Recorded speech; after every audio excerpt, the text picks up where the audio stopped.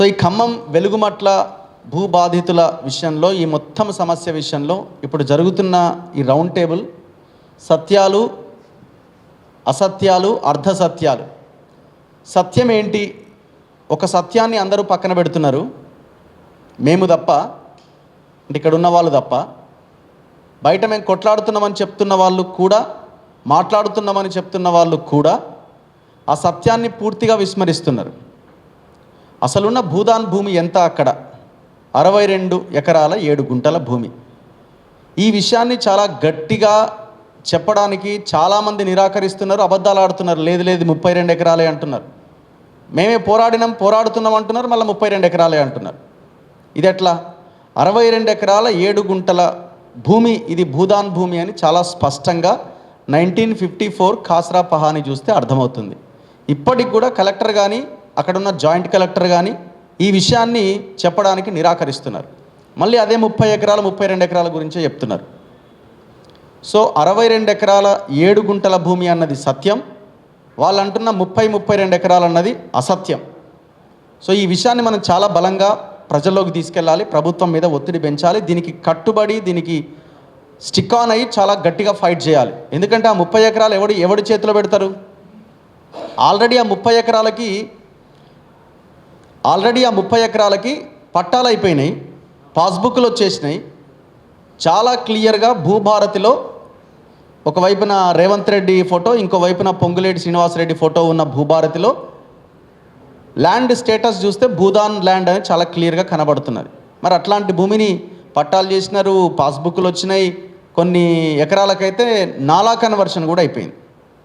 మరి ఇంత భయంకరమైన సత్యాన్ని ఎందుకు మీడియా అండ్ ఈ మధ్య కాలంలో పోరాడుతున్న, మేమే ఫైట్ చేస్తున్నామని చెప్తున్న వాళ్ళు ఈ అంశాన్ని ఎందుకు పట్టుకొని మీరు ముందుకెళ్ళట్లే? 30 ఎకరాలు వదిలేద్దామా?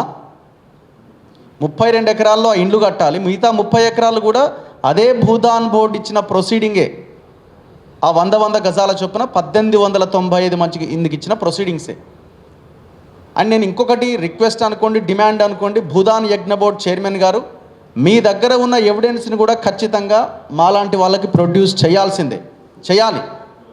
మేము ఇది రిక్వెస్ట్గా దయచేసి అడుగుతున్నాం. ఎందుకంటే మీరు కూడా ఈ బాధితుల పక్షాన పోరాటం చేస్తామని చెప్తున్నారు కాబట్టి. మీరు మా ఇంటర్వ్యూలో చెప్పారు, ఇది డిజిటలైజ్ చేసి మేము సమాచారం అంతా పక్కన పెట్టినామని. మీ దగ్గర ఈ 62 ఎకరాల 7 గుంటలకు సంబంధించిన ఏ ఎవిడెన్స్ ఉన్నా దయచేసి మా ముందు పెట్టాల్సిన అవసరం ఉంది. మీరు కూడా అడగాల్సిన అవసరం ఉన్నది ఖచ్చితంగా. మేము ఆల్రెడీ ఫోన్ చేసినాం, నేను పాషం సార్ కలిసి ఫోన్ చేసి అడిగినప్పుడు ఖచ్చితంగా నేను ఇస్తా అన్నారు ఆయన. సో ఇవ్వాల్సిన అవసరం ఉందని మేము రిక్వెస్ట్ చేస్తున్నాం, ఎందుకంటే అది చాలా పెద్ద ఎవిడెన్స్ అవుతుంది. 1954 ఖాస్రా పహాని చాలా క్లియర్గా ఉన్నది, అది చాలా పెద్ద ఎవిడెన్స్. ఆల్రెడీ ఏ ఛానల్లో ఎక్కడ ఎవరు దాన్ని ప్రజెంట్ చేస్తలేరు. ఇప్పుడు నిన్న మొన్న నిజ నిర్ధారణ కమిటీ పోయారు, మరి ఆ నిజ నిర్ధారణ కమిటీ వాళ్ళకు కూడా మేము అడుగుతున్నాము, ఈ 62 ఎకరాల లెక్క తెలుస్తున్నారా లేదా? మీరు కేవలం ఆ 32 ఎకరాల్లో ఉన్న గుడిసెల గురించే, ఇండ్ల గురించే మాట్లాడుతున్నారా? చాలా విలువైన ప్రాపర్టీ అది.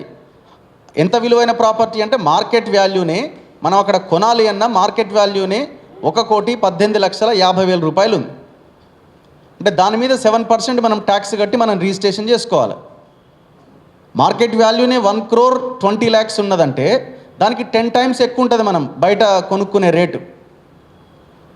అంటే దాదాపు ఒక 7 నుంచి 10 కోట్ల రూపాయల విలువ చేసే భూమి అది. ఇంకా అంతకంటే ఎక్కువే. ఎక్కడ ఇంకొక 2 హైవేలు వస్తున్నాయి మధ్యలో ఉన్న బిట్, కాబట్టి ఇంకా పెరుగుతుంది రేట్ అది. సో మనం ఆ 62 ఎకరాల 7 గుంటల మీద పోరాటం చేయాలి. 30 ఎకరాలు అనేది పక్కన పెట్టాలి. అసలు ఆ 30 ఎకరాలన్న పదమే తీసుకురావద్దు. 62 ఎకరాలు మనదే భూదాన్ భూమే, అది ఆ పేద ప్రజలకి, ఆ 1895 మందికి చెందాల్సిన భూమి. ఇది సత్యం. వాళ్ళు అంటున్న 30 ఎకరాలు అసత్యం. అండ్ ఇంకొకటి ఇందులో ప్రధానంగా కనబడుతున్నది, వసూలు చేశారు అన్నది ఒక పెద్ద చర్చ తీసుకొచ్చారు. వాళ్ళే చెప్తున్నారు, ఎస్ మేము వసూలు చేశాము.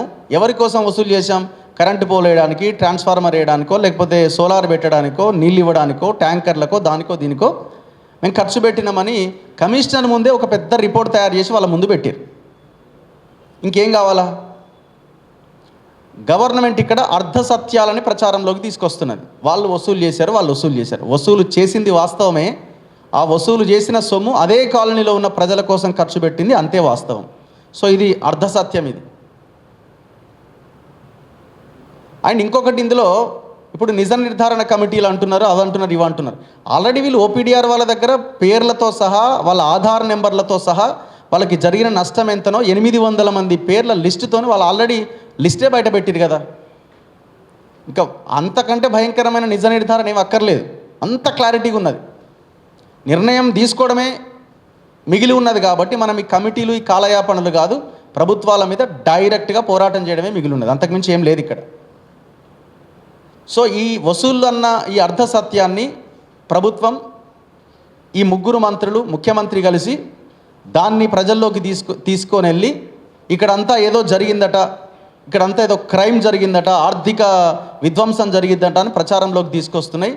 ఇందులో వసూలు చేసింది వాస్తవమే, కానీ అది ప్రజల కోసమే. ఇది పూర్తిగా అర్ధసత్యం కింద మనం భావించాలి.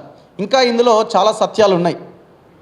వీళ్ళు పోరాటం చేసింది, ఇప్పుడు ఎవరైనా కూడా మనం దోపిడీ చేయాలంటే 9 ఏళ్ళుగా వాళ్ళతోనే నిలబడి ఫైట్ చేసే సిచ్యువేషన్ ఎందుకు వస్తుంది?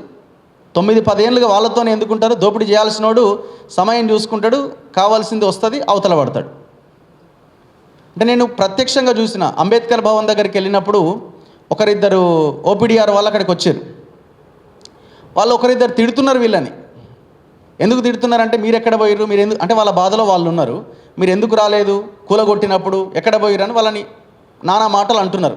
అందులో కొంతమంది గవర్నమెంట్కి సంబంధించి అటువైపు ఉన్న వాళ్ళు కూడా వీళ్ళని అటాక్ చేసే ప్రయత్నం చేస్తున్నారు. అయినా కూడా వాళ్ళు కదలకుండా అక్కడే నిలబడి వాళ్ళు చెప్పేది వింటున్నారు, వీళ్ళు మాట్లాడే ప్రయత్నం చేస్తున్నారు తప్ప అక్కడి నుంచి వాళ్ళు వెళ్ళిపోలే. వాళ్ళు వెళ్ళిపోవచ్చు కదా, దోపిడీ చేసిన వాళ్ళు అయితే అక్కడి నుంచి వెళ్ళిపోయి కనబడకుండా వెళ్ళిపోవచ్చు కదా. ఇంత జరిగిన తర్వాత కూడా వాళ్ళ మీద ఇంత బురద జల్లే ప్రయత్నం జరిగిన తర్వాత కూడా మళ్ళీ వాళ్ళు కోర్టుకు వెళ్ళి నిన్న మొన్న ఒక 2 ఆర్డర్స్ తీసుకొచ్చినారు. ఒక ఆర్డర్ వచ్చింది స్టేటస్ కో ఆర్డర్, ఇంకో ఆర్డర్ రావడానికి రెడీగా ఉన్నది. ఎవరు చేస్తారు ఈ పని? సో ఈ సత్యాన్ని ప్రజలు కూడా గమనించాల్సిన అవసరం ఉన్నది, వాస్తవాలను తెలుసుకోవాల్సిన అవసరం ఉన్నది. సో ఇట్లా చాలా ఉన్నాయి దీని వెనకాల, ఒక్కొక్కటిగా మనం బయటికి తీస్తూ ఉంటే చాలా కనిపిస్తున్నాయి. పూర్తిగా అవాస్తవాలు, అందులో సత్యాల్లో ఇంకొక ప్రధానమైనది ఏంటంటే ఆ 30 ఎకరాలు లేపేసినారు, ఆల్రెడీ డిసైడెడ్.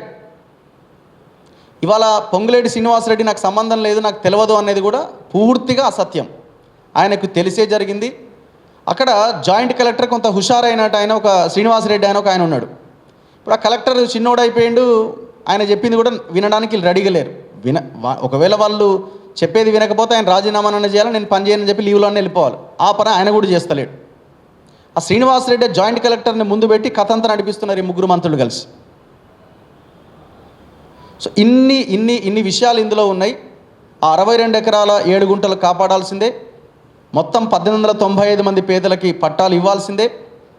వీళ్ళు ఇంకొకటి ఏం చెప్తున్నారు, 311 మంది మేము పట్టాలు ఇచ్చేసినాం, పేదలందరికీ ఇచ్చేస్తున్నామని అంటున్నారు. నువ్వు 311 మందికి ఎందుకు ఇస్తున్నావు? కూలగొట్టినోడివి ఆ 311 మందికి ఇవ్వాల్సిన అవసరం ఏమొచ్చింది? నువ్వు తప్పే చేయలేదు కదా, అందరూ దొంగలే ఉన్నారు కదా, అందులో అంతా దోపిడీదారులే ఉన్నారు కదా. నువ్వైనా సెలెక్టెడ్గా ఏమైనా కూలగొట్టే ప్రయత్నం చేసినావా? లేదు కదా, అన్నీ ఒకే లైన్లోంచి కూలగొట్టుకుంటూ వెళ్ళిపోయినావు కదా. అంటే మీరు తప్పు చేసిరని దొరికిపోయినారు, మీరు డిఫెన్స్లో పడిపోయినారు, మీ దగ్గర ఆన్సర్ లేదు. సో ఇందులో ఇప్పటివరకైతే గవర్నమెంట్ అనుకుంటున్నది ఇష్యూని ఏదో సార్ట్అవుట్ చేసి బయటపడాలని, వాళ్ళు అట్లా అనుకుంటూనే తప్పుల మీద మళ్ళీ తప్పులు చేస్తున్నారు. సో ఈ అంశం మీద బలమైన పోరాటం జరుగుతుంది. ఇట్లాంటి రౌండ్ టేబుళ్ళు, మీటింగ్లు మనం ఇలా నడిపిస్తూనే, లీగల్గా కొట్లాడుతూనే వాళ్ళని ఎక్స్పోజ్ చేస్తున్నప్పుడే సమస్యకు పరిష్కారం దొరుకుతుంది. Thank you very much. ఈరోజు బాబాసాహెబ్ అంబేద్కర్ చెప్పిండా ఇల్లు కూల్చమని? బాబాసాహెబ్ అంబేద్కర్ చెప్పిండా ఈరోజు చిన్న పిల్లల్ని రోడ్ల మీద పెట్టమని? బాబాసాహెబ్ అంబేద్కర్ చెప్పిండా ఈరోజు ఆకలితోటి రోడ్లపైన వేల మంది బతుకులు వేయమని చెప్పేసి? ఎందుకు అంబేద్కర్ పేరు చెప్పి అంబేద్కర్ పరుదిస్తూ ఉన్నారు? అంబేద్కర్ ఆశయం ఏంది? అంబేద్కర్ ఆశయం ఈరోజు చాలా స్పష్టంగా ఈ దేశంలో ఉన్నటువంటి ప్రతి పౌరుడికి కూడా, అంటే రిజర్వేషన్లో కూడా ఒక మాట చెప్పిండు, అట్టడుగున ఉన్నటువంటి వర్గాలకు రిజర్వేషన్ వచ్చినప్పుడే రిజర్వేషన్కు న్యాయం జరుగుతుంది, భారతదేశం డెవలప్ అవుతుందని చెప్పేసి ఎప్పుడో ఆనాడే చెప్పిండు కదా. అంటే అట్టడుగున్నటువంటి ప్రజలకు కూడా కూడు కావాలి, గూడు కావాలి, తినడానికి తిండి కావాలి, అదేవిధంగా ఉండడానికి ఇల్లు కావాలని చెప్పేసి ఏనాడో చెప్పిండు అంబేద్కర్ కదా. కానీ అంబేద్కర్ పేరు చెప్పి అంబేద్కర్ ఆశయాలకు ఈరోజు మేము ఆశయపరంగా పనిచేస్తామని చెప్పేసి విరుద్ధంగా పనిచేస్తూ ఉన్నారు. ఇది ఎంత దుర్మార్గం. దయచేసి వీళ్ళందరూ కూడా అదే చెప్తా ఉన్నారు. మహనీయుల పేర్లు చెప్తూ మహనీయుల పరువులు ఇస్తూ ఉన్నారు. దయచేసి వీళ్ళందరి కుట్రలను మనందరం కూడా గమనించాల్సిన అవసరం అయితే ఉంది. సో ఇంకొక విషయం కూడా చెప్పాలి. మొన్ననే హైకోర్టు ఆర్డర్ రావడం జరిగింది. చాలా స్పష్టంగా హైకోర్టు చాలా స్పష్టంగా చెప్పింది, ఇక్కడ ఈ భూదాన్ భూములకు సంబంధించినటువంటి ఎక్కడైతే ఇల్లున్నాయో, ఏ ఇల్లు అయితే కూల్చేసిరో ఆ ఇళ్లను ఖచ్చితంగా వెంటనే కట్టేయాలని చెప్పేసి కూడా హైకోర్టు ఆర్డర్ ఉంది కదా. గతంలో కూల్చివేసినప్పుడు ఏమన్నారు, కలెక్టర్ చెప్పిండు హైకోర్టు ఆర్డర్ ప్రకారం మేము కూల్చివేసని చెప్పేసి అన్నాడు కదా. కూల్చివేసని చెప్పినటువంటి కలెక్టర్ ఇప్పుడు ఇదే హైకోర్టు ఆర్డర్ ఉంది కదా, ఈ హైకోర్టు ఆర్డర్ ప్రకారం మరి ఆ ఇళ్ళ నిర్మించేయాలి కదా, హైకోర్టు ఆర్డర్ ప్రకారం అని చెప్పేసి అన్నాడు కదా. ఇంకొక విషయం, 31 ఎకరాలను కబ్జా చేసినటువంటి కబ్జాకోర పరిస్థితి మాత్రం ఇంతవరకు వీళ్ళు ఏం చెప్పట్లేదు, ఏం చేయట్లేదు. చాలా చాలా దుర్మార్గంగా ఈ ప్రభుత్వం వ్యవహరిస్తూ ఉంది. ఇక్కడేమో గద్దర్ అవార్డుల పేరిట, ఇంతకుముందు అంబేద్కర్ గురించి చెప్పిన, ఇప్పుడు గద్దర్ అవార్డుల పేరిట పేరేమో గద్దర్ది, చేసేటి ఏమో మొత్తం ఐటమ్ సాంగ్లతో చేస్తూ ఉన్నారు. అట్లా గద్దర్ పేరును అవమానిస్తూ ఉన్నారు, అంబేద్కర్ పేరును అవమానిస్తూ ఉన్నారు. ఎవరు రేవంత్ రెడ్డి నోట ఏ మహనీయుడి పేరు వచ్చినా ఆ మహనీయుడి ఆశయాలకు విరుద్ధంగా ఈ ప్రభుత్వం పనిచేస్తున్నట్టుగా చాలా స్పష్టంగా అర్థమవుతుంది. ఇంకా ఇందులో ఇవాళ పొద్దున ఒక న్యూస్లో నేను చదివిన, వట్టినాగలపల్లిలో 20 ఎకరాల భూమిని కబ్జా చేయడానికి పొంగులేటి శ్రీనివాసరెడ్డి ప్రయత్నం చేస్తూ ఉన్నాడు. గతంలో 2-3 నెలల క్రితం ఇదే వట్టినాగలపల్లి భూమిని కబ్జా చేయడానికి అర్ధరాత్రి డోజర్లను పట్టుకొని పొంగులేటి కుమారుడు పొంగులేటి హర్షారెడ్డి ఎవరైతే ఉన్నారో ఆయనకు సంబంధించినటువంటి అనుచరులందరూ కూడా వెళ్ళి ఆ భూమిని కబ్జా చేయడానికి ప్రయత్నిస్తే ఈ ప్రభుత్వంలో ఆ హర్షారెడ్డి పైన కేసు పెట్టడం జరిగింది. కేసు పెట్టిన 24 గంటల్లోనే ఆ సంబంధిత పోలీస్ అధికారిని ట్రాన్స్ఫర్ చేయడం జరిగింది. తర్వాత పోలీస్ డిపార్ట్మెంట్లో ఉన్నటువంటి ఆ స్టేషన్ పరిధిలో ఉన్నటువంటి మొత్తం వ్యక్తులు ఎవరైతున్నారో, డిపార్ట్మెంట్లో ఉన్నటువంటి అధికారులు ఎవరైతున్నారో అందరినీ గుప్పిట్లో పెట్టుకొని ఇప్పుడు ఇదంతా జరుగుతుందని చెప్పేసి ఆ బాధితులు ఎవరుతున్నారో కోర్టుకు పోయి ఇంజక్షన్ ఆర్డర్ తెచ్చుకొని ఆ చుట్టూ ప్రహారీ కూడా 20 ఎకరాల ప్రహారీ కూడా కట్టుకుంటే అర్ధరాత్రి కూడా మధ్యాహ్నమే పట్టపగలే పొంగులేటికి సంబంధించినటువంటి అంశాలు వెళ్ళి మాస్కులు వేసుకొని మొత్తం గోడ మొత్తం కూల్చోవడం జరిగింది. దానికి సంబంధించిన విజువల్స్ మీకు చూపిస్తా.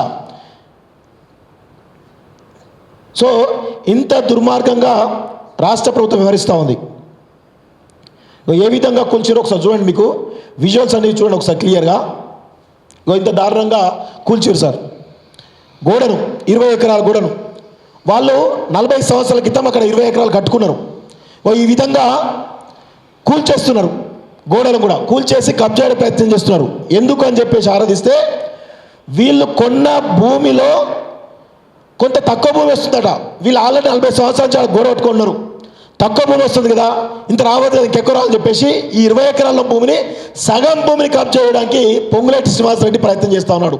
అంటే అటు వెలుగుమట్లలో ఉన్నటువంటి పేదల భూములను కబ్జా చేయడానికి అధికారాన్ని వాడుకొని, రెవెన్యూ శాఖ మంత్రి అనేటువంటి ఒక డిపార్ట్మెంట్ను వాడుకొని ఈరోజు ప్రజలకు న్యాయం చేయాల్సింది పోయి రెవెన్యూ పరంగా ఉన్నటువంటి ఏవైతే భూములు ఉంటాయో వాటిపైన 100 ఎకరాల భూములను కబ్జా చేయడానికి పొంగులేటి శ్రీనివాసరెడ్డి ప్రయత్నం చేస్తూ ఉన్నాడు. ఇంత దుర్మార్గం జరుగుతూ ఉంది తెలంగాణలో. అధికారాన్ని అడ్డు పెట్టుకొని పేద ప్రజలు అట్లా చేస్తున్నారు, అధికారాన్ని అడ్డు పెట్టుకొని సామాన్య ప్రజలు ఇట్లా చేస్తున్నారు. ఇంత దుర్మార్గమైనటువంటి పరిస్థితులు ఉన్నాయి. కాబట్టి దయచేసి ఈ పాలకులు రేవంత్ రెడ్డి కూడా కేసీఆర్ 1,00,000 కోట్లు దోచుకున్నాడు కదా, నేను ఇంకో కొంచెం ఎక్కువ దోచుకోవాలని చెప్పేసి కేసీఆర్ 10 ఏళ్లలో లక్షల కోట్ల రూపాయలు 1000 ఎకరాల భూములను దోచుకుంటే రేవంత్ రెడ్డి మాఫియా ఎవరైతే ఉన్నారో వీళ్ళందరూ కూడా ఇప్పటికే 2.5 సంవత్సరాల కాలం కాలేదు, ఇప్పటికే మూసీ పేరిట విధ్వంసం జరుగుతూ ఉంది. 4th సిటీ పేరు మీద 30,000 ఎకరాల భూములను సాగు చేసి అది చేస్తూ ఉన్నారు. విచిత్ర విషయం ఏంటంటే ఒక విషయం చెప్తా మిత్రులారా, కేసీఆర్ కాళేశ్వరం పేరిట 1,00,000 కోట్ల రూపాయల ధనాన్ని వృధా చేసిండు. తర్వాత అది ప్రజల డబ్బులు. ఆ ప్రాజెక్ట్ ఏదైతుందో దాని మంచికో చెడుకో దేనికో దానికో వాడాలి. కానీ 2.5 సంవత్సరాలు అవుతుంది ఈ ప్రభుత్వం ఆ యొక్క 1,00,000 కోట్ల రూపాయలు వృధా చేసింది. ఒకటి. రెండోది ఫార్మసిటీ పేరు మీద 18,000 ఎకరాల భూములను కేసీఆర్ హయాంలో అక్వైర్ చేసిండు. ఇప్పుడు ఫార్మాసిటీ ఎత్తేస్తామని చెప్పేసి ఆ భూములను తిరిగిస్తామని చెప్పేసి చెప్పడం జరిగింది. అది అట్లా అయిపోయింది. ఇప్పుడు రేవంత్ రెడ్డి మూసీ పేరిట 1,00,000 కోట్లు, ఇప్పుడు ఫోర్త్ సిటీ పేరిట 30,000 ఎకరాలు. రేపు వచ్చే ప్రభుత్వం వీటి కొనసాగిస్తుందా? ఒకవేళ బంద్ చేస్తే ఏంది పరిస్థితి? పేద ప్రజలు 1,000 ఎకరాల భూములను తమ కష్టాచీతతో ఇచ్చిన భూములను ఏ విధంగా ఈ ప్రభుత్వాలు నిర్వీర్యం చేస్తున్నాయో చూడండి. లక్షల కోట్లే, ఏ ఒక్క ఎకరం కాదు, 2 ఎకరాలు 3 ఎకరాలు కాదు, లక్షల కోట్ల రూపాయలు. సో ఇలాంటి దుర్మార్గాలు ఖచ్చితంగా పోవాలంటే మనం అందరం కూడా ఐక్యంగా పోరాడాలి. ముఖ్యంగా రేవంత్ రెడ్డి ఖచ్చితంగా ఈ వెలుగుమట్లకు సంబంధించినటువంటి విషయంలో పేద ప్రజలకు హైకోర్టు ఆర్డర్ ఉంది. హైకోర్టు ఆర్డర్ ప్రకారం మీరు ఏదైతే కూల్చిరో అదే హైకోర్టు ఆర్డర్ ఇచ్చినటువంటి జడ్జిమెంట్ ప్రకారం మీరు అక్కడ అందరికి కూడా 311 మంది కాదు, 311 మందిలో కలెక్టర్ మొన్న పట్టాలు ఇచ్చినప్పుడు, ఒక చిన్న విషయం సార్, కలెక్టర్ మొన్న పట్టాలు ఇచ్చినప్పుడు కొంతమంది బాధితులు వచ్చారు పట్టాలు ఇచ్చుకోవడానికి. ఎట్లా వచ్చారంటే ఇన్నోవా క్రిస్టాలల్లా గోల్డ్ ఇక్కడ పెద్ద నగలు పెట్టుకున్నారట. నగలన్నిటి కూడా ఆ యొక్క డ్రైవర్కి ఇచ్చేసి నగలు లేకుండా 3,000 రూపాయలు 5,000 రూపాయలు కాస్ట్లీ బట్టలు వేసుకొని పోయి పట్టాలు తీసుకున్నటువంటి సందర్భాలు ఉన్నాయి. అట్లా 100 మంది బాధితుల 100% ఇది వాస్తవం. నాకు ఒక జర్నలిస్ట్ మిత్రులు చెప్పినట్టు విషయాలు ఇవి. అంటే అక్కడ 311 మందికి పట్టాలు ఎవరైతే కూల్చిన ఇళ్లకు రాలేదు, అందులో సగానికి సగం పైగా నిర్వీర్యమైపోయినాయి. అవి కూడా పొంగులేటి తుమ్మల బట్టికి సంబంధించిన అనుచరులకు వాళ్ళ అనుచర గణానికి పోయినాయని చెప్పేసి మాకున్నటువంటి సమాచారం. దీనిపైన ఖచ్చితంగా ఫ్యాక్ట్ ఫైండింగ్ మనం అందరం కూడా చేయాలి. ఎవరు నిజమైన బాధితులు, ఎవరు అర్హులు, ఎవరు అనర్హులో తేల్చి మిగతా 900 మంది బాధితులతో వాళ్ళందరికీ కూడా అక్కడే 100 గజాల ప్లేసుల్లో నిల్లు నిర్మించి వాళ్ళకి జరిగినటువంటి నష్టపరిహారాన్ని చెల్లించి వారి కోల్పోయినటువంటి ఉపాధిని కూడా కల్పించాలని చెప్పేసి కూడా ఈ సందర్భంగా మేము డిమాండ్ చేస్తూ నాకు ఈ అవకాశం ఇచ్చిన మీ అందరూ కూడా ధన్యవాదాలు. Thank you very much.